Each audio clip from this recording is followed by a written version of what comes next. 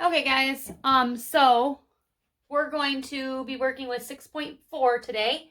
6.4 has a couple things. We're going to be learning about the zero product property, which is kind of a tongue twister, but I'll show you it's really, really simple. That's going to be baby step 1.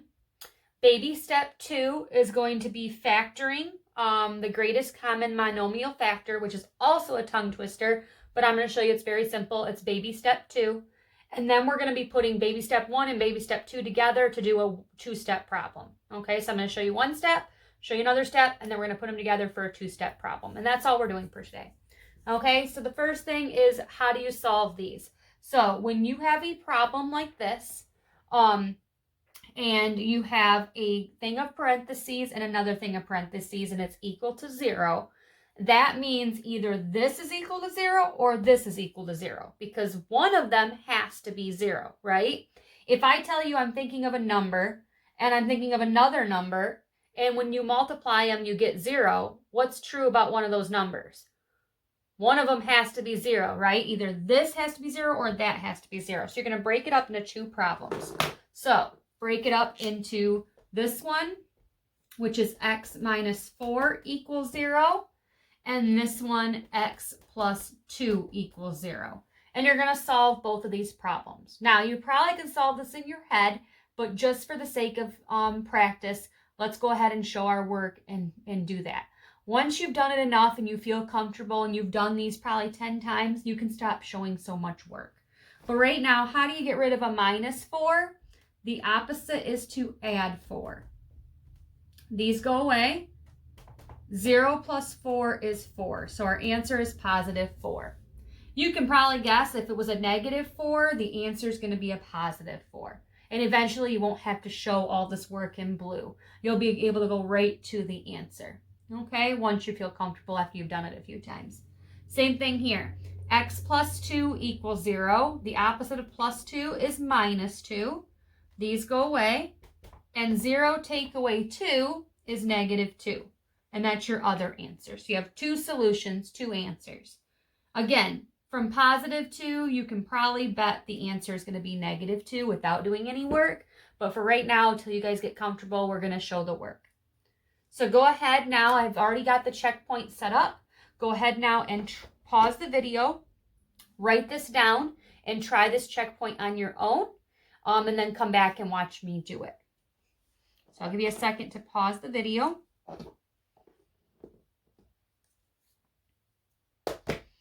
Okay, so now I'm going to do it and see if you guys got the right answer. So we're going to break it up into 2 problems. X minus 5 equals 0 or x minus 1 equals 0. How do you get rid of a minus 5? You just add 5. 0 plus 5 is 5. Your answer is positive 5. Same thing with a negative 1. How do you get rid of a minus 1? The opposite is to add 1. And this is stuff you learned back in part A of this class. Super easy 1-step problems. 0 plus 1 is 1, and that's your answer. And again, if you do it enough, a negative 5 becomes a positive 5, and a negative 1 becomes a positive 1, and you can skip that step. Okay? If you have any questions with that, let me know, and then I'm going to get the next example up. So that was baby step number 1. We're going to be moving on to baby step number 2, and then putting them together. Okay, so now we're going to be looking at example 2, and example 2 is the second baby step. Once we have example 2 done, then you'll be able to put them together for example 3, and you'll be able to do the 2-step problem with both baby steps together. Okay, so for this baby step, I'm going to do it in green. The last baby step, I did it in blue, and then I'll be able to show you how to put them the two together. So for this, what you're going to do is you're going to look at the numbers first, and you're going to see what they have in common. 4 and 24. What number goes into 4 and it also goes into 24? Okay, so what goes into 4 and what goes into 24? Well, 1 goes into both of them. Think of it. Can you think of a bigger number that goes into both of them? 2 goes into both of them. Yep, that's right. Can you think of a bigger number? We're trying to find the greatest number, the biggest number possible that they have in common. Well, guess what? 4 goes into both of them, and that's what I always start out with. Does the smaller number go into the bigger number evenly? And if it does, that's the one you want to pull out. So they both have a 4 in common because I can divide them both by 4. So what they have in common, I'm going to put in front. Now look at your letters. Do they have any letters in common? This has 4 X's, and this one has 3 X's. What can I take from both of them evenly? Okay, I can take an X from both of them. I can take 2 X's from both of them. I can take 3 X's from both of them, but I can't take 4 from this one because it only has 3 to give. So what they have in common is they both have 3 X's, and that'll leave this one hanging out by itself. So they both have 3 X's in common, so that's also what they have in common.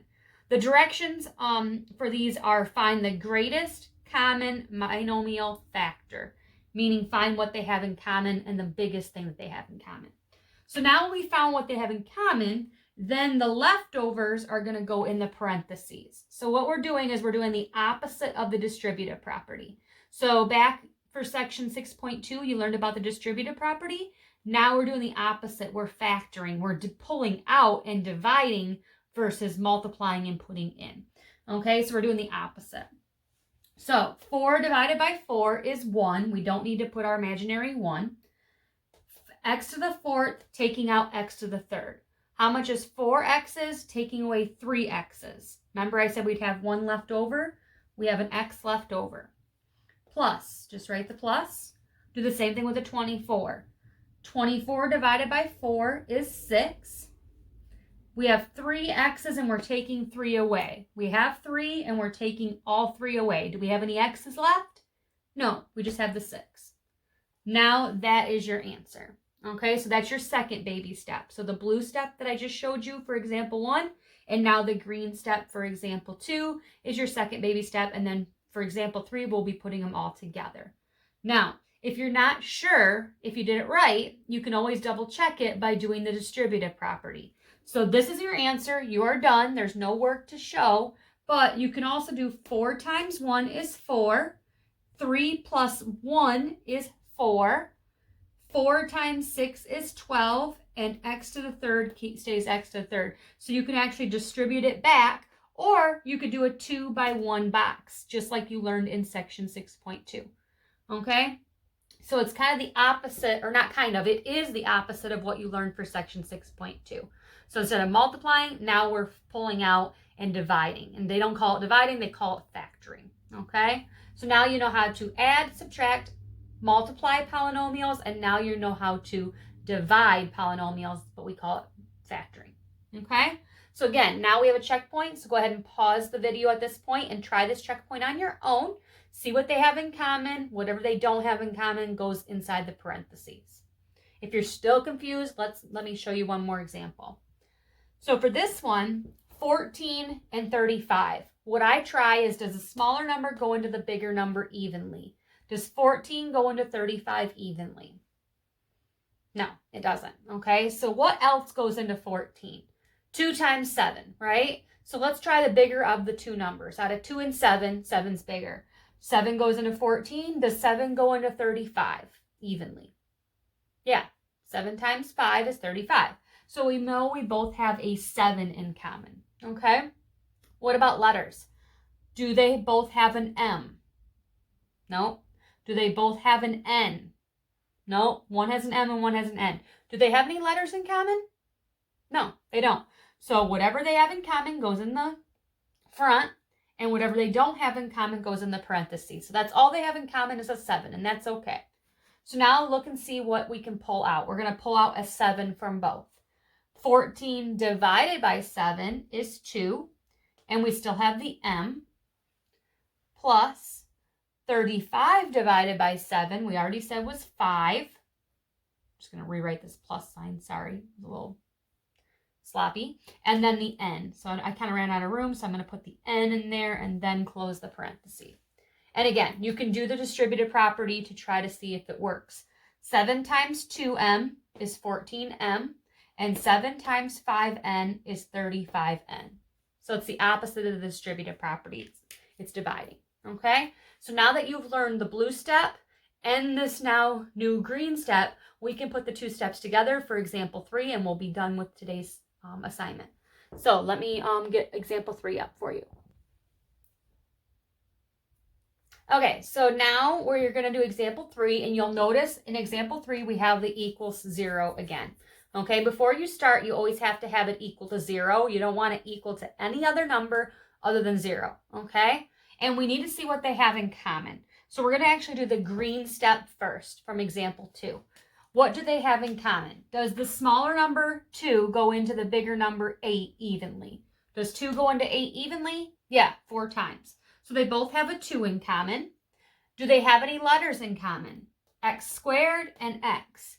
This has 2x. This has 1x. What can I take from both of them? I can take an x from both of them, but this one only has 1 to give.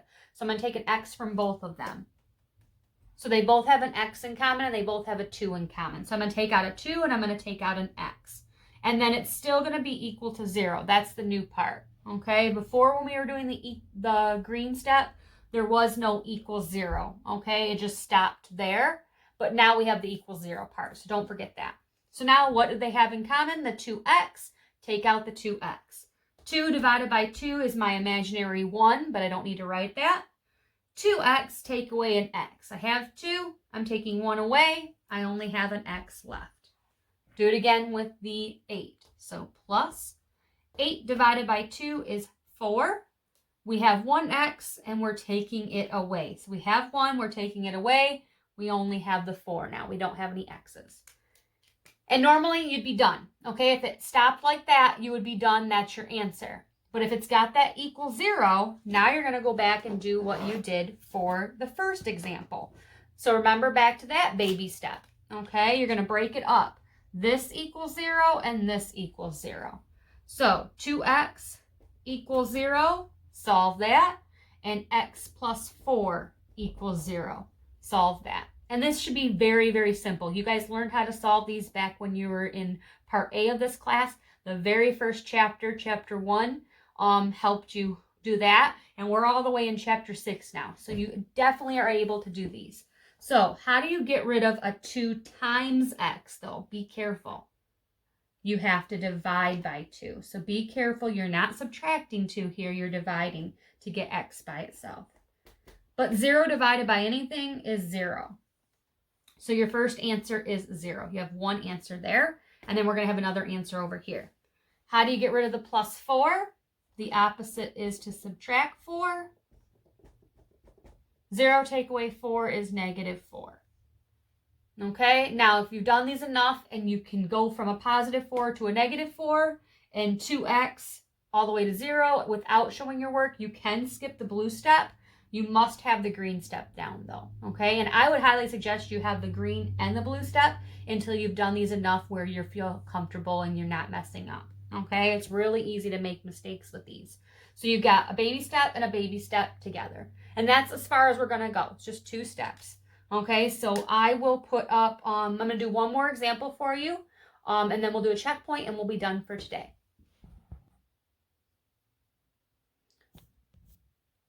Okay, so for this one, this is example 4, and then we'll do a checkpoint and we'll be done.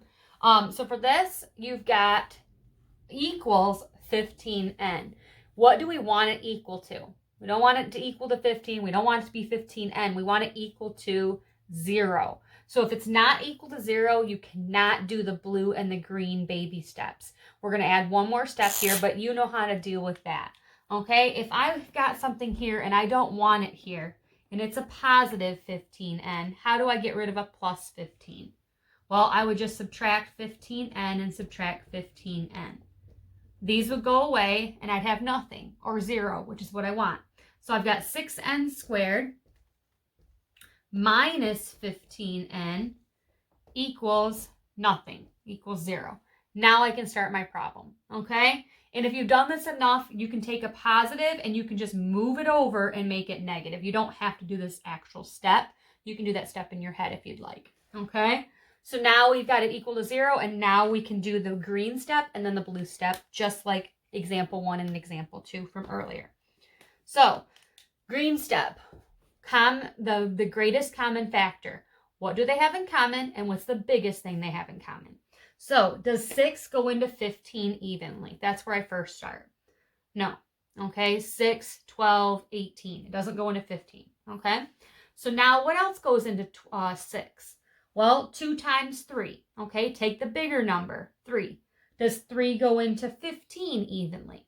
Yeah, 3 times 5 is 15. So that's the number we're going to choose. So that's kind of my thought process on how I figure out what they have in common. Does 2 go into 15 evenly? No. So the only number that goes into both of them evenly is 3. So they have a 3 in common. Now the next thing is letters. 2 N's and 1 N. This has 2 N's. This one only has 1 N, so all I can do is give up 1 N here. So they both have a 1 N in common, but 1's left over here. So they both have an N in common, and the leftovers are going to go in here. So pull out the 6, and you're dividing, remember. 6 divided by 3 is 2. 2 N's, taking out 1. You have 2, you're taking 1 away, so you have 1 left over, which is what we talked about earlier, minus 15 divided by 3 is 5. We have 1 N and we're taking an N away. So we have 1, but here we're taking it away, so we don't have any N's, we just have the 5. And normally we'd be done, okay? But if it's equal to 0, now you have to do the blue step. And the blue step's the easiest, okay? So at this point, if you think you can just go ahead and get it on, answer it on your own without showing a bunch of work, you can totally do that, okay? You can totally skip this last step. Just make sure you have the right answer as me. If you'd like to show your work, that's what I would recommend until you get comfortable, because this one's a little weird. See how there's a number here and a number here? We haven't really talked about that this section, but I assure you I told you how to do this back in chapter 1. Okay, so let's pay attention a little closer here. 3n equals 0. And 2n minus 5 equals 0. Okay, so we broke it up. And now we're going to solve this. How do we get rid of 3 times n? The opposite is to divide. But 0 divided by anything is going to be 0. So a lot of times this first part gives you the answer of 0. 0 is a very common answer. Okay, so don't freak out if you get 0. It's very common to get 0. Now this one, you got to be a little careful. We're trying to get n by itself, so we have to get rid of the minus 5. So we can add 5. 2n equals 5, because 0 plus 5 is 5. Now, be careful. N is not by itself.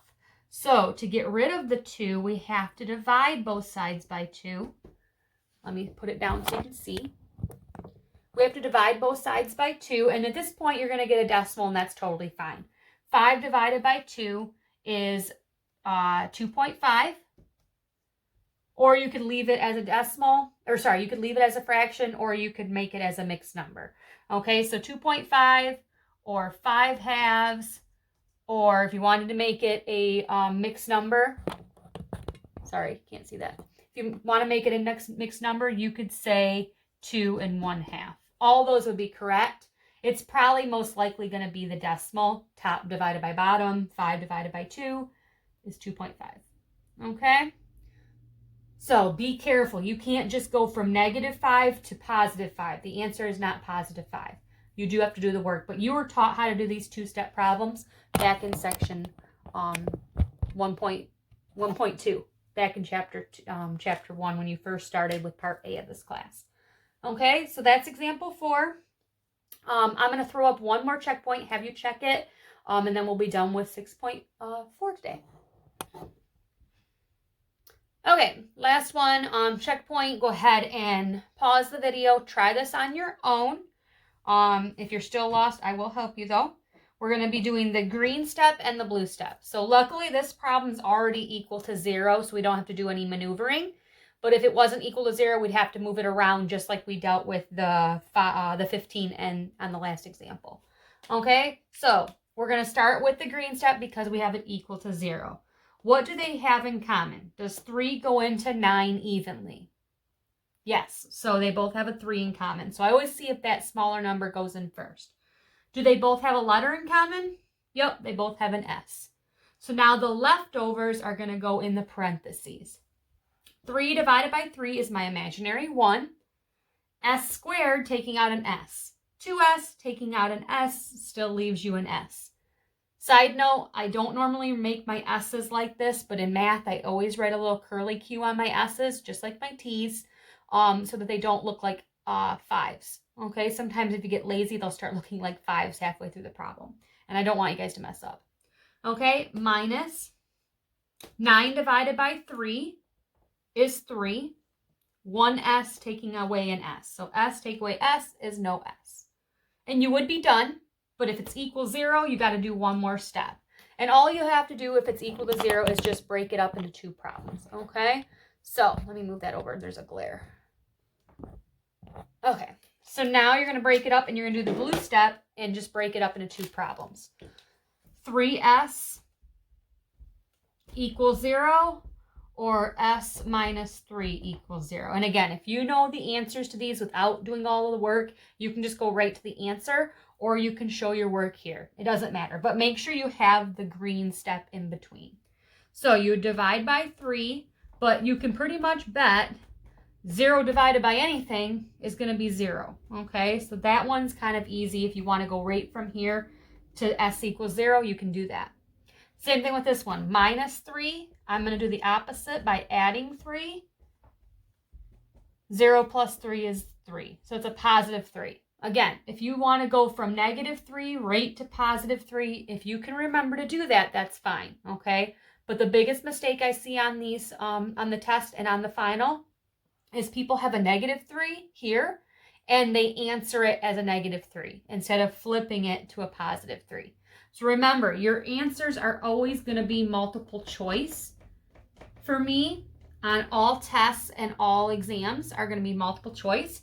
And they might have negative 3, positive 3, and they might try to mess you up. Something like 9 and maybe negative 9. Okay? The only answer that would be accepted is the positive 3. Okay? Negative 3 would be marked wrong. Okay? And in this case, because it's 2 answers, it would also be 0. So you'd probably see this and 0, and 0, and 0, and 0. Okay, so this B would be the only correct answer. So that's how it's going to look on a test or on a final exam for you guys. Okay, so that's everything for section 6.4. If you have any questions, again, please reach out to me. Let me know. I can provide you with more resources if this is getting confusing. Sometimes it takes a few times of seeing it, of me doing it and maybe somebody else doing it to help you. So even if you're not understanding my way, we have other people to help. We have other teachers that can help. We have tutors that are available online from U of M Flint. We have, lots of YouTube videos I can send you. So if you're having trouble with me explaining it, please let me know and I can get you more resources. Okay. And then we'll be moving on to 6.5, 6.6, 6.7, and then we're done. Nope, 6.8. Sorry, I lied. 6.8. Okay, and then we're done with chapter 6. So we're about halfway through chapter 6 now. So just keep trucking along, keep powering through, and we're almost done with this unit.